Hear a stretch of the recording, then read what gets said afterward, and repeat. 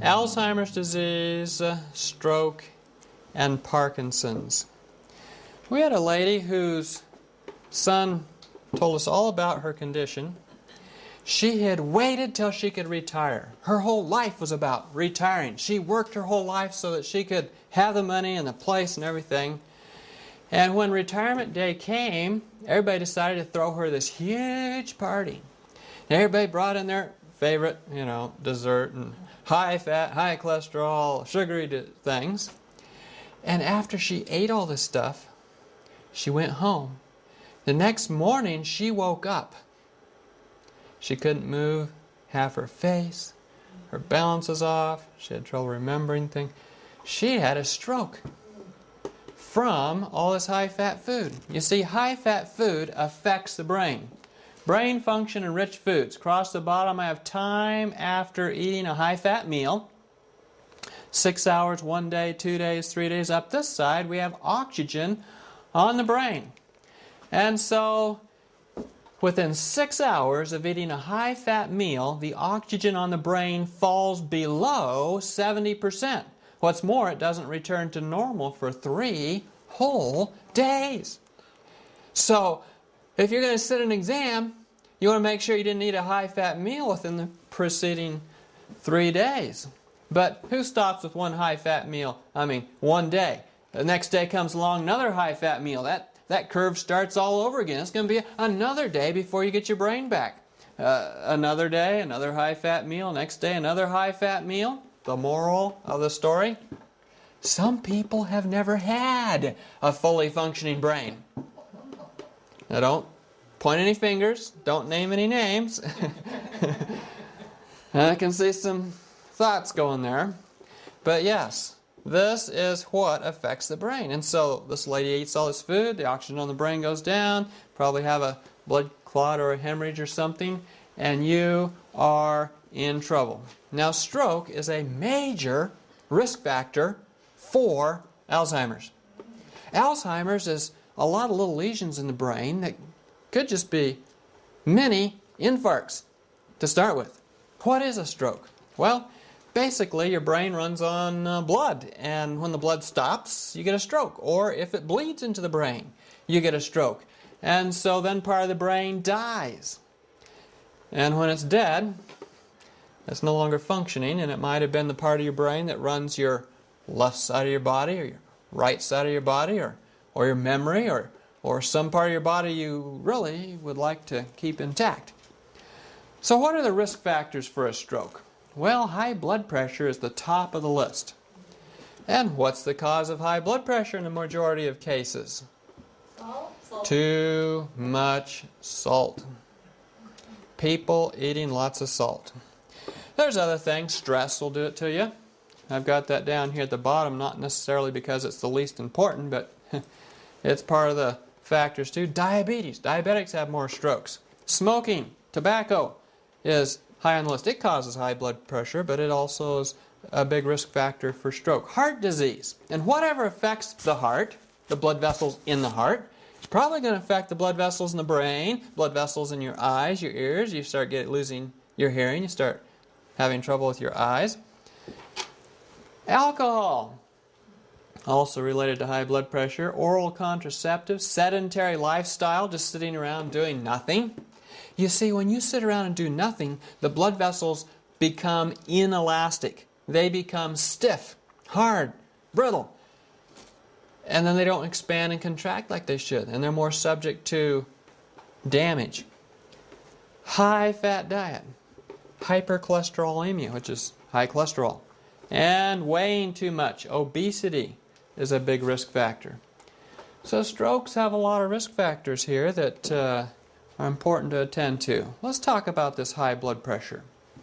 One article, JAMA, looked at high blood pressure and projected what would happen if we could just lower people's blood pressure, the average blood pressure in America, by 5 points. What would it do? They figured they could cut out 23,000 strokes per year just by lowering blood pressure by 5 points. Some people worry that you might lower it too low. Well, what would be too low? 90 over 50 is not too low if you don't have symptoms. I've had people come to me, my blood pressure is too low, what do I do? And one of them said, my doctor told me I should go to McDonald's and start eating. Eat more salt, eat more fat, you get it up. Well, that's interesting. It probably is true, but it's unnecessary and not healthy to do that. Cholesterol. We said cholesterol was a big risk factor for stroke. And as the cholesterol goes up, especially as you get older, your risk of stroke goes up. People's cholesterol tends to go up as they get older. When we have normal cholesterol charts, it's by age group. And as you get older, it goes up. That isn't necessarily the way it's supposed to be, but that's what the normal trend is. Low HDL is associated with increased risk of stroke. HDL is the good cholesterol. It's the cholesterol that cleans up oils out of your body. Stroke and triglycerides. We've talked about cholesterol, now we've got to talk about triglycerides. When your triglycerides go over 200, which is high, your risk of stroke keeps going up. And we have different types of stroke, but all of them will kill you or do bad things to you. Well, why do I have ice cream and pie here for triglycerides? I thought triglycerides were fat, not sugar. Sugar will make your triglycerides go up. You see, your body doesn't have any place where it can store sugar cubes, no little boxes here and there. And so it has to convert it to something it can store. And so, yes, if your triglycerides are high, it's probably sugar. It's especially high fructose corn syrup. Tobacco. I mentioned that tobacco will do it to you. Smoke. It increases the risk of stroke by double. Heart disease, triple. Lung cancer, of course, 10 times. Other cancers, twice. And lung disease, 25 times. Salt and stroke. Dietary salt increases the risk of death from stroke. Not just stroke. I mean, a lot of people survive the stroke, but it increases the death rate. Your survival is going to be a lot less. Men on a high salt diet are significantly more apt to die from a stroke than those on a low salt diet. So if you're going to have a stroke, make sure you're on a low salt diet. Well, being on a low salt diet would probably prevent the stroke too. Meat and stroke. And here in the journal called Stroke, consumption of meat more than 4 times weekly is associated with increased risk of all strokes, and especially for first-time strokes. People who have never had a stroke before. Those are the people it's hard to predict, you know. It's not really hereditary. It's not really, doesn't really run in families, but you never know when the first, once they've had one, you put them on the risk list, and you think, okay, yeah, they're probably going to have another one, but first-timers. Hydration. I'm going to talk about water in several of these categories, but drinking your water is important. If somebody comes to the hospital having had a stroke and they check them for their hydration, osmolality, then if they're very dehydrated, they're going to have a harder time keeping that person alive. So drinking your water preserves your life. Water is the elixir of life, huh? Yes. The answer is clear. Have you seen that? There's a book called that. There's another book out there, The Body's Many Cries for Water. Good books. All right, exercise and prevention of stroke. We said sedentary lifestyle increased the risk of stroke. On the other hand, exercising tends to limber up the body, keeps the blood vessels so that they relax more easily, so that they pulsate better with each heartbeat, so that they're less apt to bleed and cause a stroke, and less likely to make for clots that will cause stroke. Regular physical activity. Regular. So you don't want to just be, the weekend warrior. Like that's sort of dangerous just to exercise 1 time a week. It's best to be exercising at least 3 times a week. NIH and CDC, National Institute of Health and Center for Disease Control recommend 30 minutes of moderate physical activity on most, preferably all days of the week. And many of the other associations, like for cancer prevention and weight loss and so forth, are recommending an hour. Oh, come on. I don't have an extra hour in the day to go, exercise. Who has an extra hour? You don't have to do it all at once. You can do 5 minutes here, 5 minutes there, a little bit here, a little bit there. I recommend people take a walk after meals and maybe in the morning before their first meal. And, do 10 minutes each time and you've got it in. And those are good times, healthy times. They help with your digestion and other things.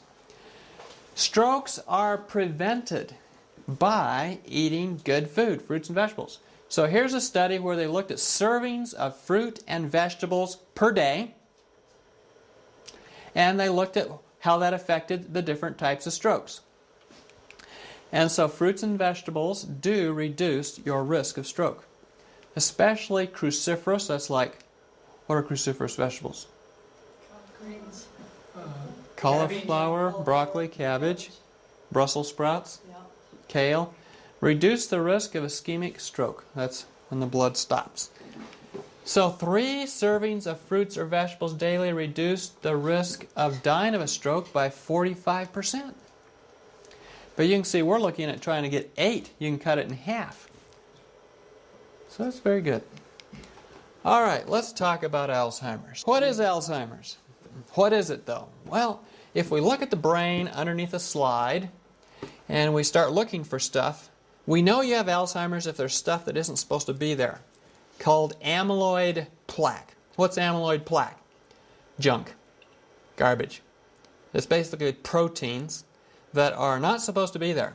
Alzheimer's disease is a progressive brain disorder that gradually destroys a person's ability to remember, to learn, to reason, to make judgments, to communicate, carry out daily activities. There's a lot of things that are associated with it. Now here I have something, aluminum. Have you heard of the connection between aluminum and Alzheimer's?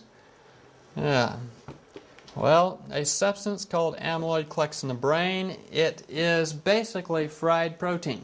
Well, I say fried. It's not put in a skillet, but it's chemically oxidized, fried. And so amyloid has a high affinity for metals like iron.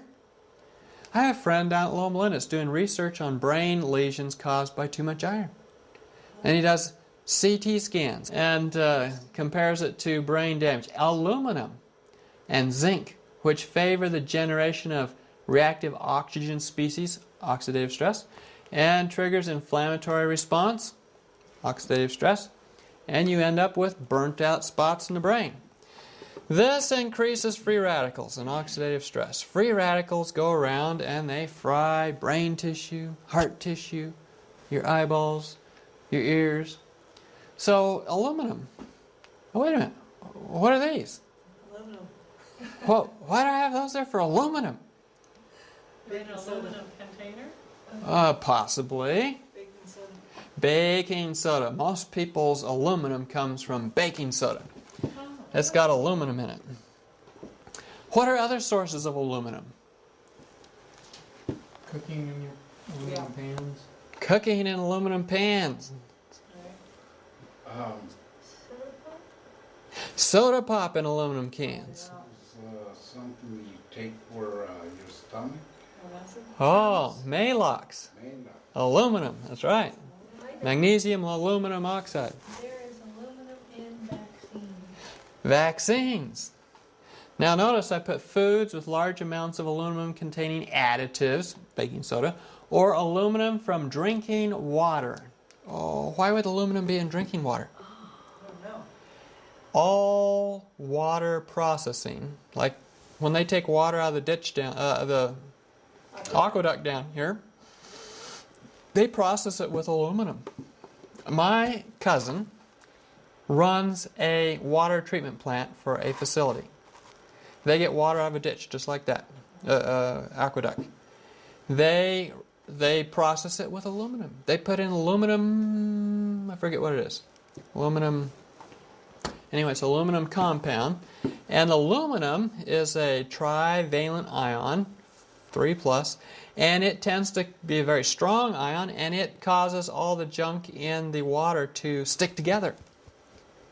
And then they supposedly get filtered out, and they think they... So I was visiting my cousin. I went to his water treatment facility. I'm looking at all the tanks, and they've got all these paddles running in this big cement tanks, and he's putting aluminum in there. I'm like, okay, well, wait a minute. aluminum? And people are drinking that? I said, now, do you test for what's in your water? He says, oh yeah. So he pulled out the papers with the test. I said, so do you test for aluminum? They weren't even testing for aluminum. I mean, so you're getting more aluminum than you think. So what do? We distill our water before we drink it. Stress. Oxidative stress, though. Oxidative stress. What is oxidative stress? Well, oxidation. What is oxidation? This is sort of a hard concept. You know, chemically, what it is one atom is hungry for electrons. He goes to another atom and he steals the electrons. That atom is now ruined, or at least he's now hungry for electrons. If this is a cholesterol molecule in your body, it's now hungry for electrons. It goes to a blood vessel and steals them from the wall of the blood vessel. And then the blood vessel gets a lesion in it, and you can have a plaque. So that's the chemical idea. Just to make it a little more practical, it's like a game of tag. Oxygen is it. It goes and tags something like cholesterol. Cholesterol's now it. It goes and tags the blood vessel, and the blood vessel doesn't have the ability to get rid of being it, and so it's stuck. So, on the other hand, in order to stop oxidative stress, you want antioxidants. Yeah, that makes sense, huh? That's why they call them antioxidants, fruits and vegetables. It's one of the most effective treatments for dealing with this oxidative stress. Protection against oxidative stress by micronutrients has been shown to delay the onset of Alzheimer's. There's a number of things they've tried. One that they studied down here at Loma Linda is pomegranates. Hey, there you go, Pat. Pomegranates. She's got a pomegranate tree. Pomegranates. And they tend to use the juice because that's an easy way to feed it to, people and animals and so forth. And when they fed pomegranate juice to mice who were artificially being treated with something to cause Alzheimer's, it really helped. They learned more quickly, and they had 50% less Alzheimer plaques in their brains. So pomegranate juice has gotten a lot of publicity since that article came out. But it's not just pomegranate. Why pomegranate? High in antioxidants. Obesity and diabetes quadruple, 4 times the risk of Alzheimer's. And it's basically the lifestyle it takes to support extra weight and problems with your blood sugar. Alzheimer's and caloric restriction. On the other hand, if you quit eating so much, before you get Alzheimer's, or after, but quit eating so much before you get Alzheimer's, then you tend to have less Alzheimer's, because overeating, on the other hand, is a huge risk factor for Alzheimer's. So people who spend their life going to restaurants and ordering what tickles the tummy and eating the portion sizes that the restaurant thinks are popular are in trouble. Caloric restriction is preventative in delaying the onset of amyloid neuropathy, Alzheimer's. And Ben Franklin had a good saying, to lengthen thy life, lessen thy meals. Well, that's good advice. Wonder where he thought up that. You think the guy had an inside line? I don't know. He was the one that wanted the national bird to be the turkey, though, so we can't give him too much credit. Okay, where do we learn about all this caloric restriction? Well, the Okinawan experience has been helpful. You know, the Okinawans, they live longer than anybody else. And National Geographic has talked about that. They eat 40% fewer calories than Americans. They eat less than the regular Japanese as well. And so they are people, a whole society that eats less. Compared to Americans, they're 75% more likely to retain cognitive ability. In other words, put in another way, 75% less likely to get Alzheimer's. They have 80% fewer heart attacks, 80% fewer breast and prostate cancers, 50% fewer ovarian and colon cancers, and 50% fewer hip fractures. So eating less is very helpful. In fact, we're learning from studies of animals in laboratory that the amount of food you eat affects your longevity dramatically. In fact, they took a bunch of mice and they fed them 50% less food than they really wanted to eat.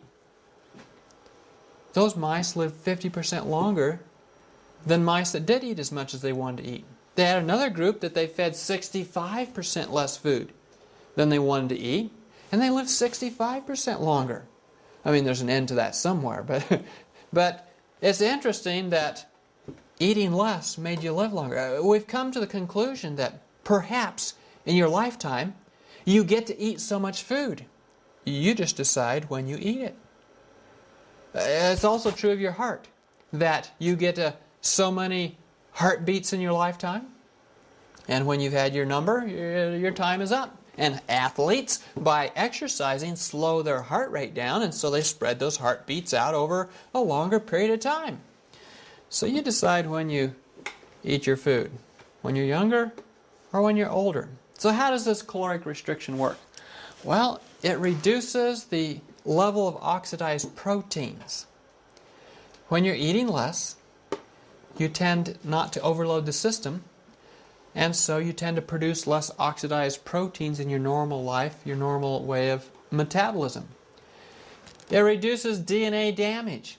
You see, when you eat too much, it tends to cause free radicals and damage DNA. It reduces free radical formation, those oxidized proteins like cholesterol. And there's a higher level of enzymes that help reduce these oxidized products. Antioxidant defense enzymes. So, eat your antioxidants, eat less food. Very helpful. Now, rabbits.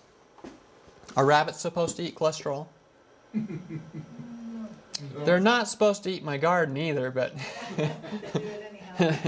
they do it anyhow. But they are vegetarians. But when they feed cholesterol to rabbits, and then they check their brains, they discover that their brains start developing Alzheimer's lesions. Cholesterol is a huge risk factor for Alzheimer's disease. Some reason we weren't made to eat cholesterol. It does a lot of bad things. We make cholesterol of our own, and we have control over whether it gets oxidized or not. But when you eat it, it's hard to control that. Mental performance. Dietary cholesterol has been shown to decrease learning ability and mental performance. So eating that cholesterol is definitely going to affect how well you do on tests. Dementia. Patients with elevated LDL cholesterol, and I'll explain that next month, I guess, have a 106% higher risk of cognitive impairment. Oh, boy. So if my LDL cholesterol is high, it's going to affect my thinking. It's like having a high-fat meal all the time, right? So this is a problem. Obesity and hypertriglyceridemia, if your triglycerides are too high, also produce cognitive impairment. The brain doesn't work quite so well. So these are problems with having too many lipids in your blood of margarine and lard. A study of 2,500 participants, higher intakes of saturated fat and trans fat. Where's trans fat come from? Margarine. Definitely from margarine. In a study of 2,560 participants, if they were eating saturated fat and trans fat, they had a decline in their cognitive ability over a 6-year period. So having these fats are definitely dangerous. In fact, I'm beginning to see in my studies on this that we human beings weren't really made to eat refined fats or extra fats. You know, in the Old Testament, didn't they say, don't eat the fat? Right. Isn't that what it said? Now, there's other things that are helpful that go beyond diet, and that is social relations. Having lots of friends helps reduce Alzheimer's. People with more friends were found to have better cognitive function and lower rates of Alzheimer's. So that brings us sort of to a section here I'm going to call social health. Because social health has so much to do with physical health. You find friends, you spend time with them. The strength of social ties influences our emotional vitality. which encompasses feeling happy and enjoying life, feeling hopeful about the future, having little to no anxiety or depression. So social health, Stress management. Stress management, helps with stress management. Compared to people with no social ties, isolated people, compared to isolated people, those with 5 or 6 close friends were 2.5 times less likely to experience cognitive decline over a 12-year period in a 12-year study. So having these friends greatly reduces your risk of Alzheimer's. So thank your friends for your cognitive ability. So how do we improve our social skills? Well, you can practice the one another Bible texts. I thought this was good. I got this out of a book. They looked at this and it's very interesting. Love one another. Social skill. Accept one another. What's a social skill? Pray for one another. That's involved in socializing and finding out what they need prayed for. Honor one another. Encourage one another. Carry one another's burdens. And serve one another. There's a big one that's forgotten there. Uh-oh. Forgive one another. Oh, thank you. Forgive one another. Yes. Remind me when we get home and I'll put that one in. That's important. All right. Alzheimer's deaths. This is the unthinkable. Okay, what's the unthinkable? Alzheimer's deaths? Alzheimer's is the 8th leading cause of death for people 65 years of age and older. Huh. Oh. Alzheimer's didn't used to kill people. In 1995, there were 21,000 people dead of Alzheimer's disease. All right. I call this slide my mad Alzheimer's disease slide because in a recent study, up to 13% of supposed Alzheimer's patients really had mad cow disease, Crutchfield-Jakob disease. There is a 3 times higher risk of developing Alzheimer's in meat eaters as opposed to vegetarians. Possibly because of this factor. So, but we don't have mad cow disease in America. I have a friend who's a physician in Northern California. A few years ago, he was a physician in another state. He had a patient came in, a lady with mad cow disease who died of mad cow disease. They found the cow who had mad cow disease. They killed the cow. Did that hit the news? Alzheimer's prevention. Let's talk about prevention here. Prevention is the best strategy. Blood pressure control. Oh, and I got to talk about blood pressure control. High blood pressure. Let's just hit on a statistic here. High blood pressure increases the risk of Alzheimer's by 70%. So this is huge. This is big. So blood pressure is important. Here we have a brain. Blood pressure control. They did a study on patients who had high blood pressure. They scanned their brains for Alzheimer's lesions. We call them white matter lesions. And they looked at people with high blood pressure. They found out that people with high blood pressure accumulated white matter lesions at 10 times the rate of the normal population. If you have high blood pressure, you're probably accumulating Alzheimer's lesions in your brain at 10 times the rate of normal population. They said, okay, we'll fix that. Here, folks, take a pill. Their blood pressure came under control with the pill, but it did absolutely nothing to slow the rate at which Alzheimer's lesions collected in the brain. Which leads me to believe that while blood pressure is associated with Alzheimer's lesions, the lifestyle that created the high blood pressure is what's really also creating the Alzheimer's lesions. So in order to stop the Alzheimer's lesions, you don't want to just bring the blood pressure down. That might just mean the blood isn't making it to the top of your head. Well, but you want to change your lifestyle that's causing both, and then you take care of them both. Healthy lifestyle. A healthy body supports a healthy brain. This makes sense, right? We say perfect health depends on perfect circulation. You want perfect circulation to that brain. Another thing that helps is ongoing education, strengthening the brain by exercise. That keeps the brain fresh. Julie's great-grandmother just passed away this last year down in L.A. She was 103. Wow. She was as sharp as a tack. I mean, we were talking. She was from southern Oklahoma. She told us where she lives in southern Oklahoma. She hadn't been there for, what, Oh, 50, 100 years? yeah. Anyway, forever. And so I asked her about her town. How far is, is your town near Lawton? Because I'd been in southern Oklahoma. She says, oh, it was about 46 miles from Lawton, and there's this other town in between Lawton and there, and she had it just all in her mind right where it was. What did she do to keep her mind active? She read 3 books a week. 3 books a week. And did Canada Cross, which was keeping busy. Keeping busy. Very socially active. Very social. Regular physical activity is helpful, and cholesterol control. Okay, let's talk about intellectual health, since we're talking about keeping mentally active and engaged. You have to form a plan to keep your brain stimulated, because if you just sit down and do nothing, that brain probably won't be stimulated. And if you don't plan to stimulate it, you're in trouble. You know who Regis Philbin is? Regis Philbin is a talk show host, he's a game show host. And back in the late 90s, he started this thing, You Want to Be a Millionaire. He was 68 years old when he started that. He's got another show going now with some lady. I don't watch TV, but He does it in the daytime. in the daytime. But now he's in his 70s. He was almost 80, and he's still, going strong because he keeps on doing stuff.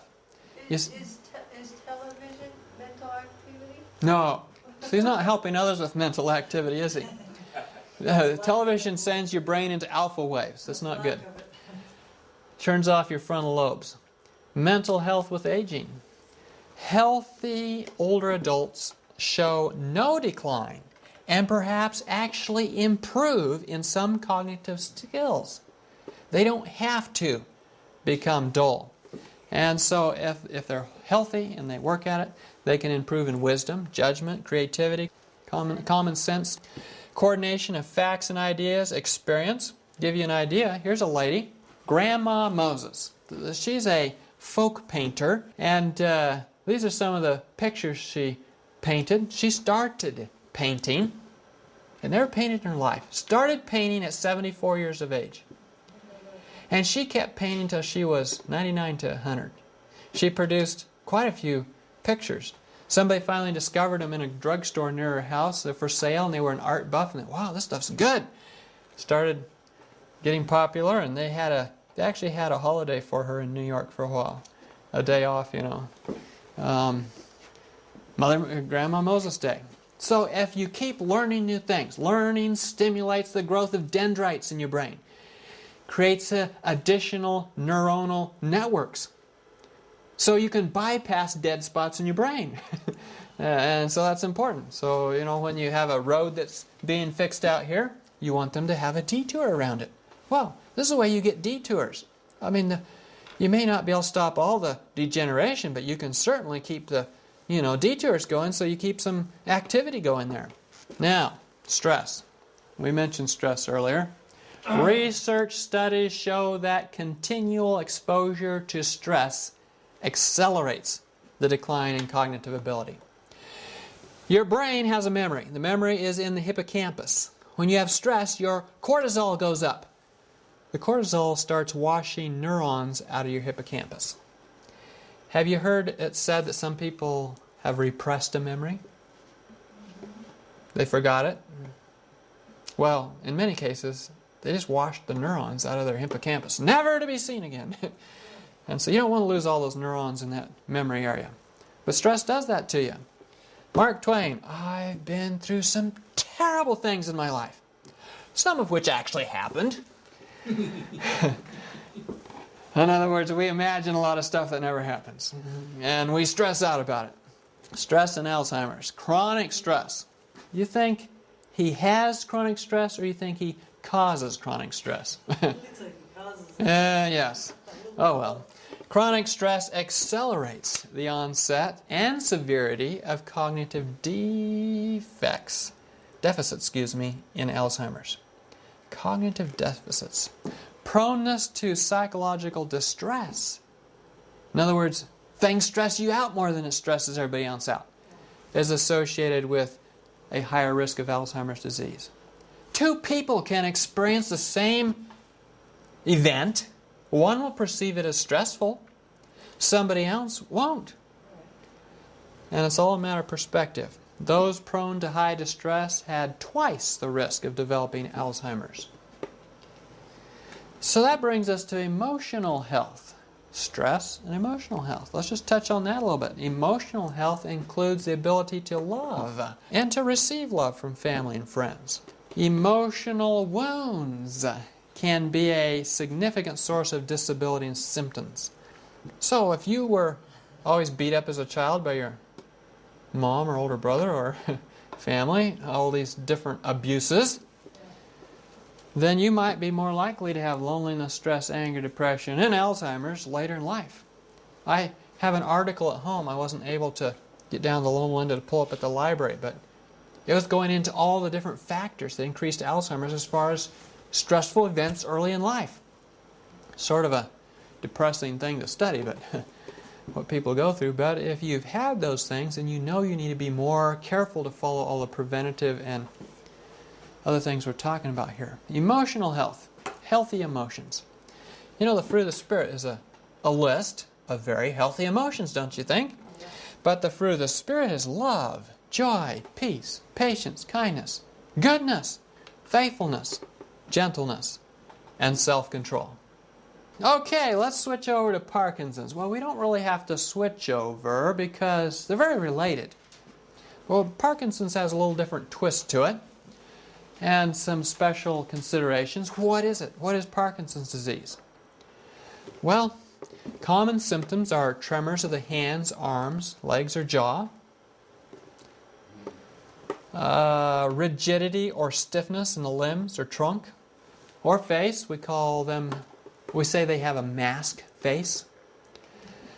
Slowness of movements. And the slowness of movements not only are slow, but they have a hard time initiating a movement. They stand there and they say, okay, I got to put my foot forward. Okay, I got to put my foot forward. Sometimes you have to help them lift their foot, and then they can start walking. But they have trouble initiating a new activity. Postural instability. They often fall backwards. Or impaired balance and coordination.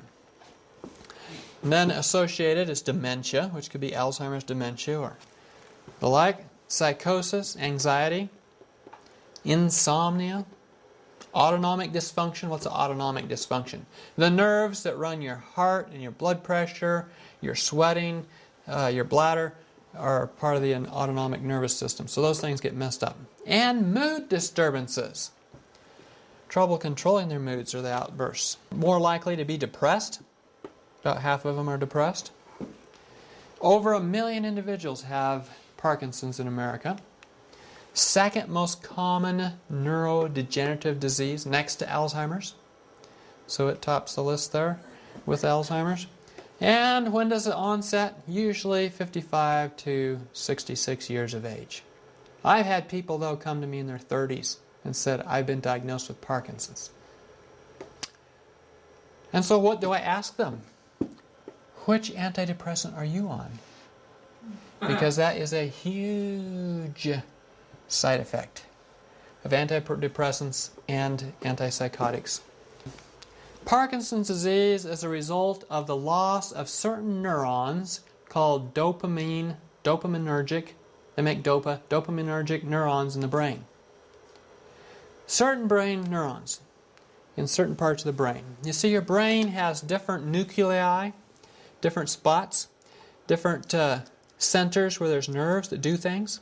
There's one nuclei that's involved in telling you can move now, to get you moving. There's another one that says don't move too much. In Parkinson's, the one that says don't move too much is hypertrophied, it's too big, it's too strong. And the one that says move is not very strong. And this is the problem.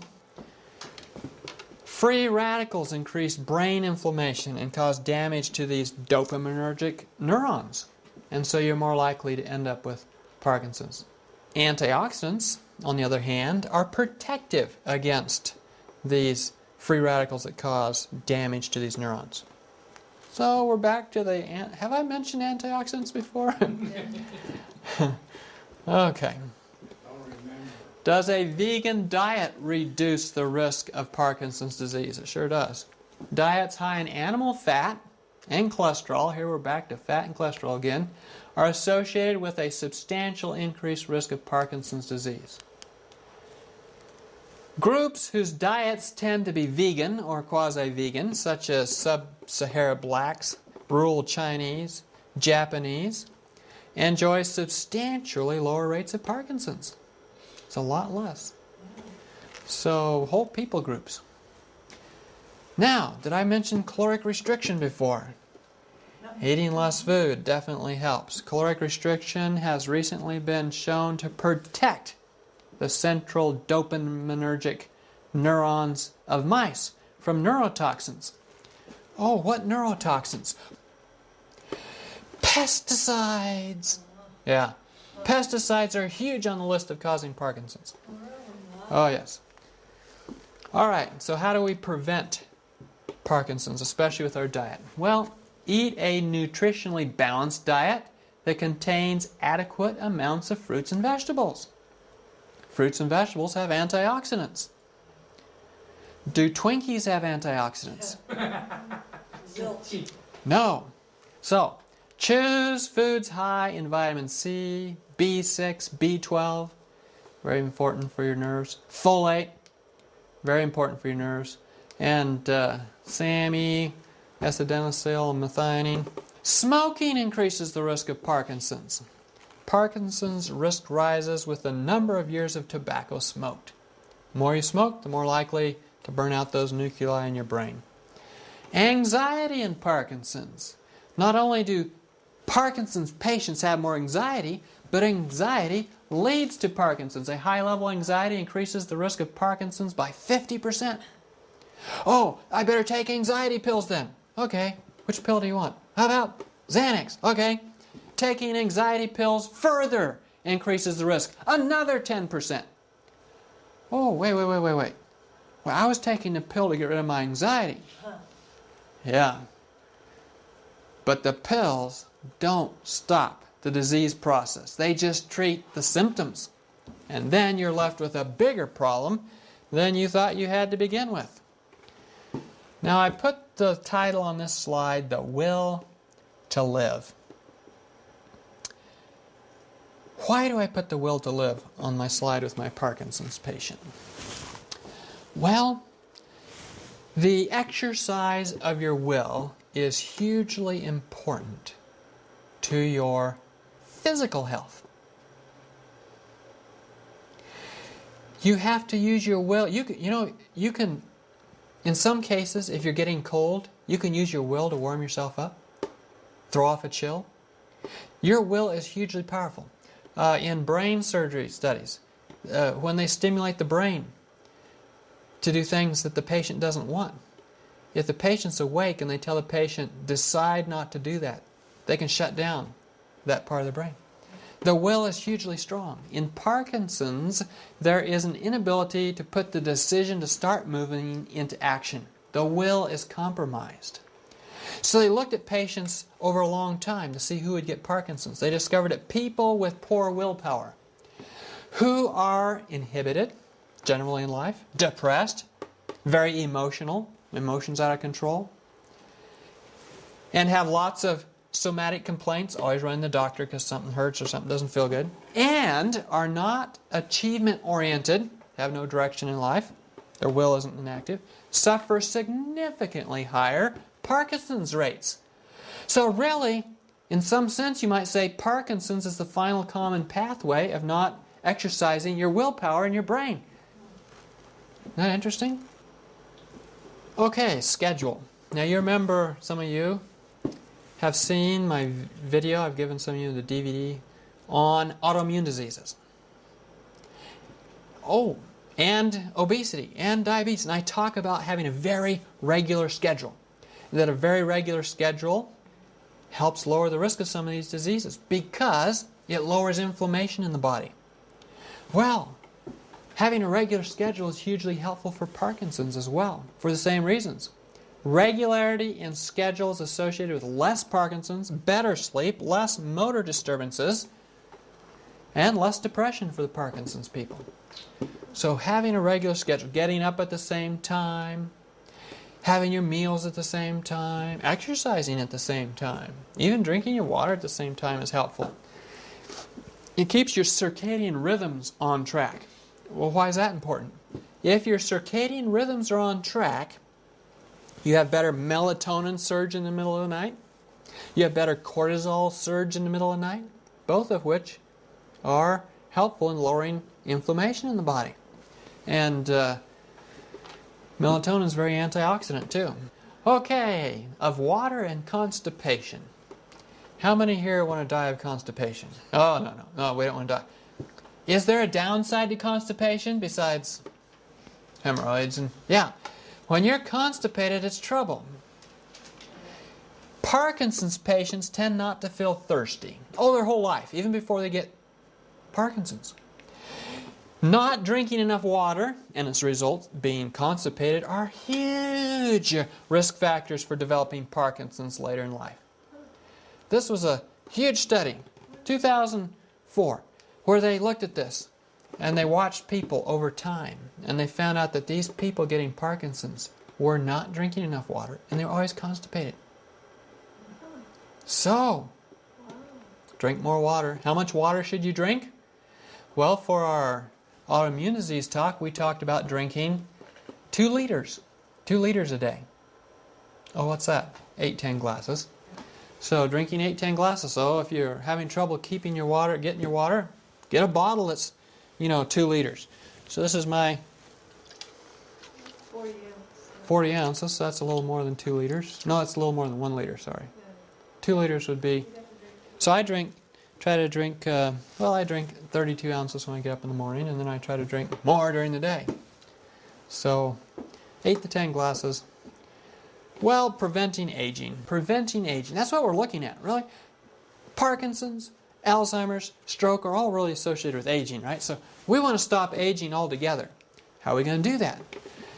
Well, you can't really totally stop aging, but you can slow the onset of aging. That's good. Put it off a few years, and you can prevent the degenerative diseases associated with aging. Now, there's a lady that was down here in Loma Linda by the name of Hulda Crooks.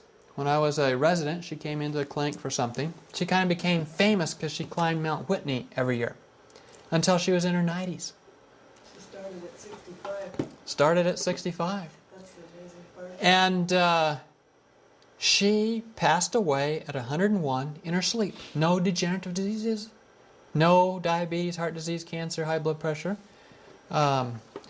She was seeing us for a skin thing, probably from too much sun, but she was very healthy. So you don't have to have all those diseases. What causes aging? Well, biological clock, it tends to run down. We were given, 70 years, and if you get another 10 after that, great, Free radicals, those are always happening, both from what you eat and from just the metabolism in your system. There's also external sources, tobacco smoke, alcohol, drugs, and medications, and pesticides and chemicals. So you want to reduce the free radicals. Well, how do I reduce the free radicals? Well, I need to eat things that stop free radicals, antioxidants, fruit that has vitamin A, vitamin C, flavonoids. These neutralize the free radicals and lower oxidative stress in the body and the brain. Vegetables are high in vitamins as well that are helpful. Vitamin A, vitamin C, antioxidant phytochemicals. So you want these phytochemicals that are antioxidant. Well, what's an example of an antioxidant phytochemical? Well, grapes have resveratrol.